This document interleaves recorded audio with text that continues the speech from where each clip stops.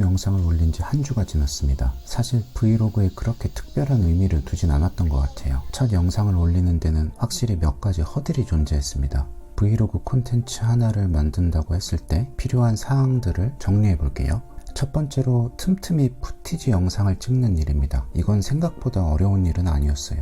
지금도 잠깐 타이핑을 멈추고 고프로를 꺼내고 지금 작성하고 있는 스크립트의 장면을 촬영하기 시작했습니다. 모닝 페이지류의 글을 A4 용지로 3페이지 정도 작성을 할 때 30분 정도 소요되니까 이 중 10분 정도 길이의 푸티지는 동시에 병렬적으로 뽑아낼 수가 있는 거죠. 두 번째로는 지금처럼 스크립트를 작성하는 일입니다. 이건 이미 루틴화되어 있어서 매우 쉽습니다. 지난번에 언급했듯이 저는 매일 A4 3페이지 기준으로 모닝 페이지 프리라이팅을 실행 중이고 실제로 제가 무의식 글쓰기를 대략 어느 정도 속도로 최대 분량을 써내려갈 수 있는지를 계산했던 적이 있었는데 한 10분이면 A4 한 장 정도는 충분히 채우는 속도였어요. 세 번째로 영상 편집인데 이것도 사실 루틴화 되기 쉽습니다. 특히 예전에는 맥북 에어로 편집하면 M1 칩의 특성상 매우 쾌적한 편집이 가능했었는데 잠시 18년산 인텔 칩 맥북 프로로 돌아가서 해보니 확실히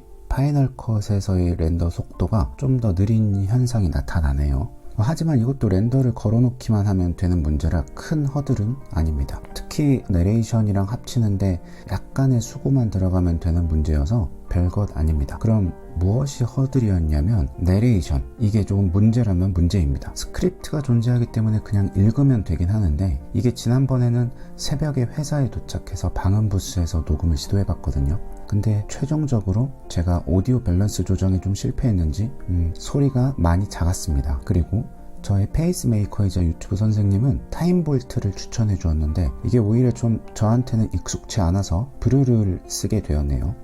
뭐가 되었든 브루로 소리를 쭉 끊어내고 자동으로 달린 캡션들을 한번 쭉 점검하고 이것을 기존 푸티지랑 엮기만 하면 끝인데 이게 약간 번거로운 문제였습니다. 그리고 생각 외로 아이폰에서 아이모비를 가지고 푸티지 클립들을 엮고 어울리는 음악을 알아서 스텝 루핑한 버전을 뽑아주는데 이게 좀 많이 유용했습니다. 생각보다 괜찮았어요. 굳이 에피데믹 사운드나 아트리스트와 같은 서비스를 구독해서 쓸 필요가 있을까? 하는 생각도 들었어요. 지난번 콘텐츠에서는 어떻게 하다 보니 제 루틴에 대해서 이야기를 주절주절 했는데 이번에도 저는 루틴에 대해서 좀 더 떠올랐어요. 지난번 콘텐츠 제작 때 영향을 받기도 했고 한 주간 어떤 멘탈 훈련과 크고 작은 성과, 실패 등을 경험했는지를 이야기해 볼게요. 우선 이번 한 주간은 회사에서도 그렇고 개인 프로젝트도 그렇고 명확한 아웃풋을 뽑기 위한 블루프린트, 즉 설계도와 플래닝의 프레임워크를 구성하는 데 집중했어요. 특히 회사에서는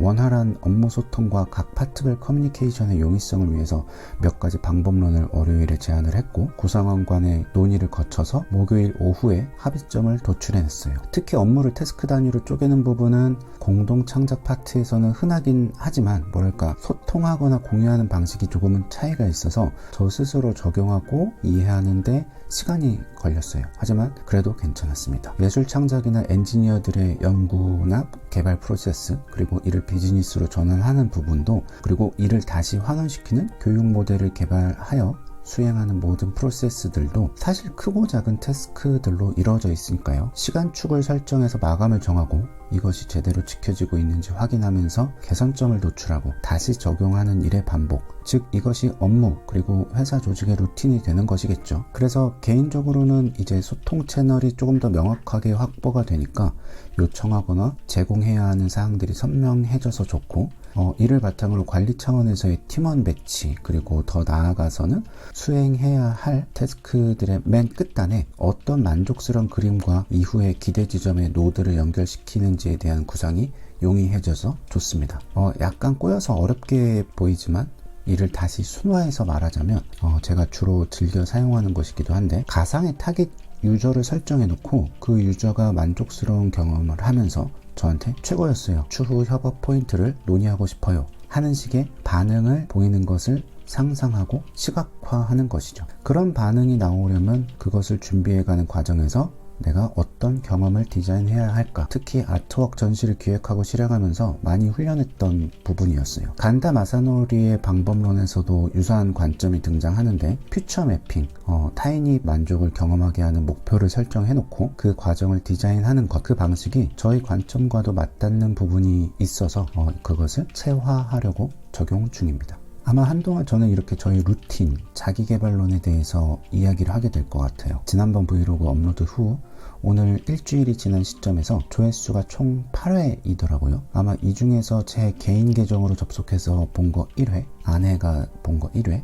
페이스메이커가 본 거 1회, 3회는 내부 관련 인물들이고 순수하게 총 5명이 제 콘텐츠를 시청했습니다. 좀 더 나중에 제가 공개를 하겠지만 여러 마케팅 실험을 하면서 유튜브와 틱톡에서 바이럴 콘텐츠를 만들어 올렸을 때는 이 조회수나 시청 지속 시간에 대해서 되게 피상적으로 접근을 했었는데, 이게 제가 직접 촬영, 편집, 녹음 등 정말 아주 기본적인 초짜 레벨의 브이로그 콘텐츠를 만들어 올리는 유튜버로서의 진입을 해보니 저 순수한 5명의 시청자분들이 진짜 감사하게 느껴집니다. 물론 얼마나 지속하느냐가 확실히 관건이겠네요. 네, 어쨌든 다시 돌아가서 지난 브이로그에서는 제가 수행하는 몇 가지 루틴, 타임 블로킹이나 모닝 페이지, 프리라이팅, 브레인덤프, 투두리스트 등에 대한 언급을 했습니다. 그리고 저는 지금 몇 가지 전자책 작업들을 하고 있어요. 우선 제로원 필드 트립을 다녀와서 작성 중인 도쿄 필드 트립 아이디에이션 노트, 그리고 우주를 위해서 만들고 있는 동화책 헬로우 메이저 톰,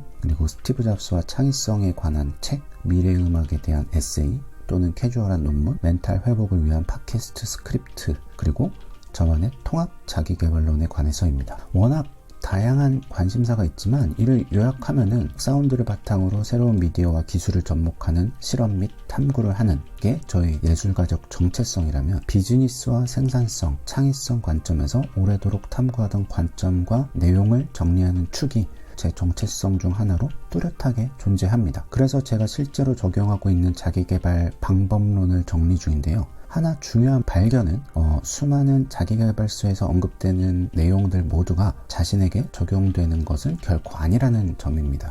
단 처음에는 자신의 리듬과 패턴, 루틴 등이 어떤지를 봐야 하고 내가 개선하고 싶은 것은 무엇인지, 내가 버리고 싶은 부분은 무엇인지 등을 속가내는 과정이 꼭 앞단에 필요합니다. 그리고 제일 중요한 건 역시 행동 전환입니다. 백날 좋은 계획을 세워봤자 빠른 여러 번의 실행만큼 효과적인 것은 없습니다. 그리고 내가 되고 싶은 모습과 목표를 계속 매일 수정하는 작업, 정보 수집, 실행, 관계, 극한 상황 설정, 마인드 멘탈 컨트롤 등의 주요 요소를 발견했는데, 이것도 개인마다 아마 편차가 있을 것으로 생각합니다. 자기계발서에서 개인적으로 늘 아쉬웠던 부분은 바로 창의성을 어떻게 증진시키는지에 대한 부분이었는데, 그 부분을 제 관점과 경험을 토대로 집필해보고 있습니다. 즉 요약하자면, 한 축은 기존의 수많은 자기계발서들에서 어떤 감명을 받고 이를 실제 삶에 적용하면서 어떤 효과를 보았는지이고, 다른 한 축은 기존에 아쉬웠던 이 창의성이라는 부분을 어떻게 극대화할 수 있었는지에 대한 부분으로